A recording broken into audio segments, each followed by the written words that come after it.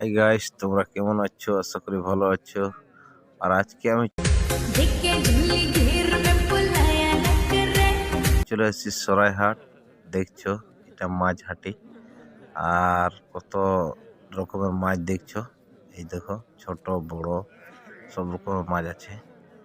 আর এইখানে দেখছো বড় আছে, লোক দেখছি কিনছে। আর আমিও চলে গেছি ওখানেই ব্লগ বানাতে। দেখছো কত মেয়ে ছেলে। আর ওখান থেকে চলে এসেছি আমি মাংসর হাট।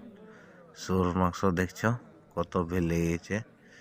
আর এই দেখছো, रुको जरा এটা দিয়ে सबर करो যাওয়া बोला যাইতে धक्का হয় मुक्की नहीं ওই মাংস কিনতে।